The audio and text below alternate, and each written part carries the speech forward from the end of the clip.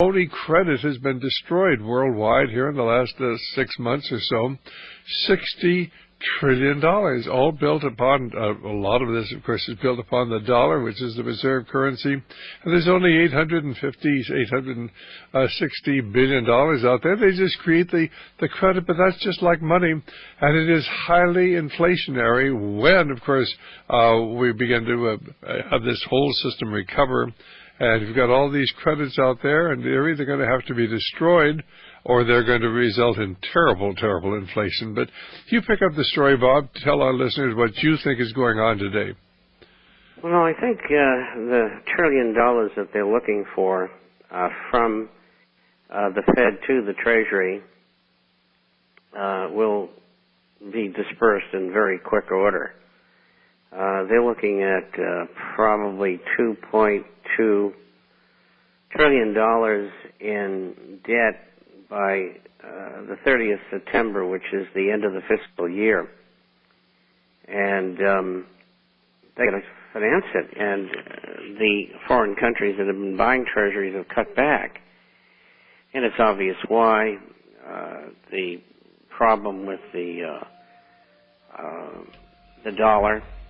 And, you know, we've had a rally over the last 10 months, but it was highly unusual, and it was for reasons that most people really don't understand. And that reason was deleveraging. The banks didn't have the money to lend, and neither did the hedge funds that had access to that. And so they had to cut back on their investments and their leverage, and that in turn had to be settled in dollars, and in so doing, they drove the dollar up. Well, I think what we see is that other countries are beginning to get very concerned. China's expressed concern about, is the dollar stable? And they don't think so. Well, Bob, you pick up the story there. Well, I don't know where China and others are going to find an alternative. They keep on trying to operate within the system. And, you know, you can't win unless you get rid of the system, which is corrupt. Not only in America, but in other countries as well.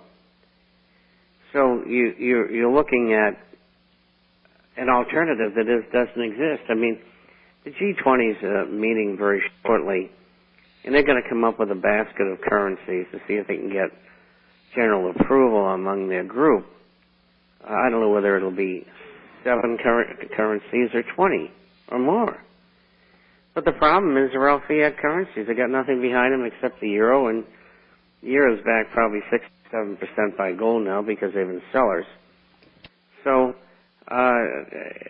you know, they're not coming to grips with the problem. I guess maybe they really don't want to, per our previous conversations about the aims of this whole thing. And if they're forced to, I think eventually what they're going to do, and I might put off this basket of currencies thing for 2 or 3 years. And I think when they're ready to pull the plug for deflation and let it go down the tubes, that's when they'll come up with an idea of a gold-backed digital currency. And no one's going to buy that either because they don't trust these governments and central banks anymore. They don't want to lose their sovereignty to some currency that's controlled out of Brussels or Frankfurt or someplace, and they're just not going to go along with it.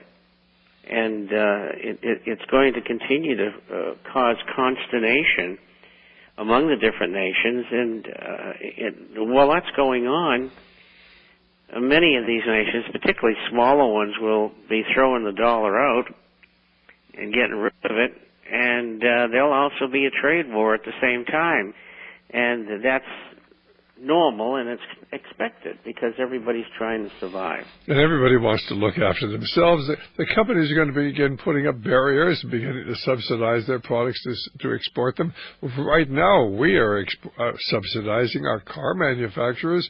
I mean, why should we not? Why should we object to other countries subsidizing their car manufacturers? We subsidize our agriculture. Why shouldn't other countries subsidize their agriculture? And of course, these are all means of selling your products in competition with the others. And I believe that, of course, we are heading towards protectionism. It could be the best thing that ever happened. It would bring down this whole concept of globalization movement.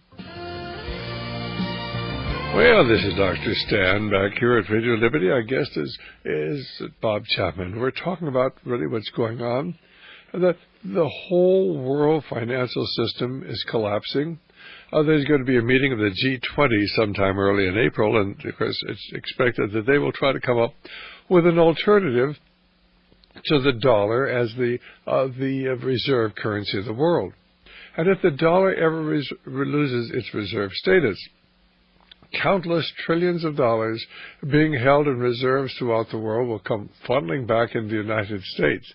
And I think that will really, of course, create tremendous problems here. I think it's important that people understand one basic principle, and that is inflation is not rising prices. Rising prices are a result of inflation. They do not produce inflation. Inflation is an increase in the money supply, either the real money supply or the credit, because, of course, credit works like money. People don't understand that our Federal Reserve System has created $800 billion within the last 7 months, just out of nothing. They're going to create another trillion and probably $4 or $5 trillion before this is all over. They've already pledged some or given or lent some $11 trillion. This is all highly inflationary. And nobody seems to worry in Washington, D.C. They have this old idea that there's nothing to worry about, that we have a sound dollar. And we really don't have a sound dollar, do we, Bob? No, we don't. And for that matter, the other currencies are no piece of cake either. And I wouldn't be anxious to get any of them. And that's why I've told people to buy gold and silver-related assets. Well, of course, they keep talking about having the International Monetary Fund come up with something like new drawing rights, which is simply a means of counterfeiting currency. It's a currency backed absolutely by nothing.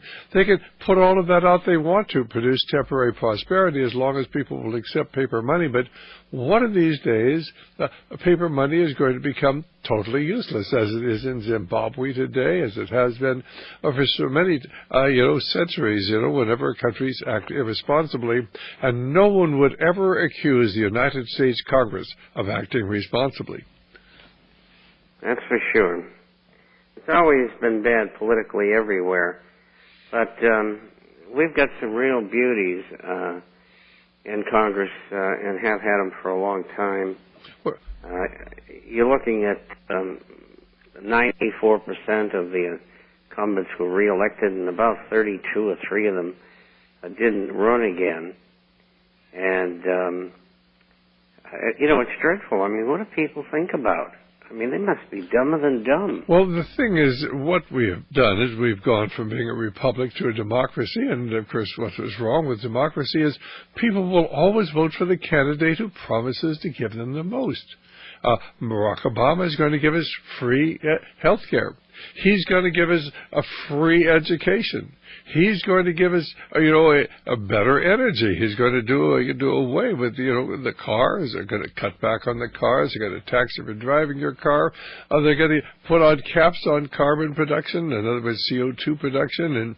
And we're going to deindustrialize America. We're going to increase spending. We're going to cut taxes. And we're all going to live happily ever after. But the trouble is, it just doesn't work that way, does it? No, it doesn't.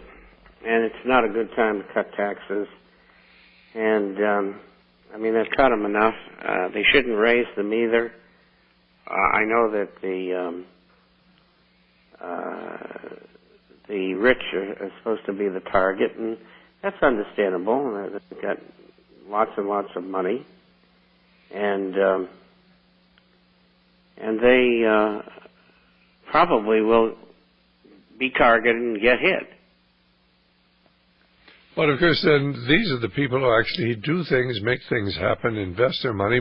Why bother to invest your money and take a chance when the government's going to take most of it? There's be very little profit left by the time you get through paying a 39 or 40% federal tax, and then you're going to pay a 10% state tax, and if you're in New York, you'll pay another 10% city tax. Pretty soon, it's going to cost you to work. Yeah, that's a good point. Good point. Well, I think all of this is going to be compounded by the unemployment. We're going to see 22% this year, and people have this big overhanging debt. I know that we've seen the wages continue to be essentially frozen, and part of that is because of the 30 million or more illegal aliens in the country, and they can't get jobs either.